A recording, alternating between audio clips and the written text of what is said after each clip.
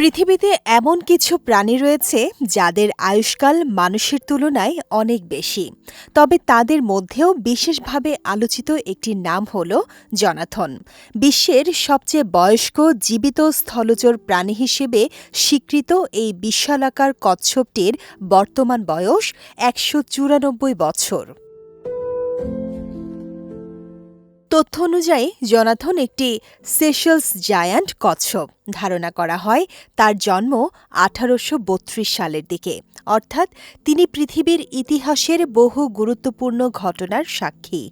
British সাম্রাজ্যের রানী ভিক্টোরিয়ার শাসনামল, tower bridge নির্মাণ কিংবা আইফেল টাওয়ার তৈরিরও আগে জন্ম হয়েছিল তার।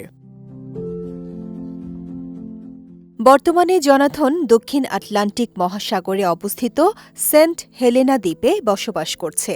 স্থানীয়দের কাছে সে জোনো নামেও পরিচিত। দ্বীপটির গভর্নরের বাসভবনের বাগানে আরও ৩টি কচ্ছপের সঙ্গে শান্ত পরিবেশে দিন কাটাচ্ছে সে। বয়সের ভারে জোনাথনের ঘ্রাণশক্তি আগের তুলনায় কমে গেলেও তার স্বাস্থ্যের অবস্থা এখনও বেশ ভালো।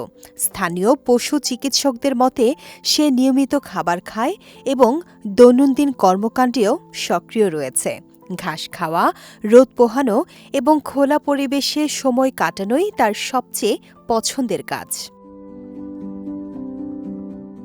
জোনাথনকে ঘিরে বিজ্ঞানীদের আগ্রহ কম নয়। গবেষকরা বর্তমানে তার ডিএনএ নিয়ে গবেষণা করছেন।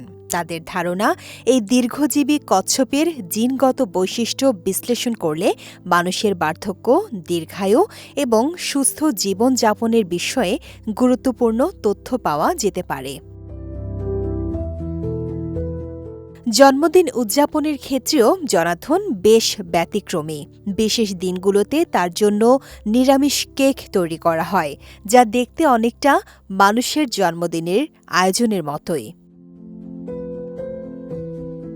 প্রায় ২ শতাব্দী ধরে বেঁচে থাকা জোনাথন শুধু একটি কচ্ছপ নয়, সে যেন জীবন্ত ইতিহাসের এক অনন্য সাক্ষী।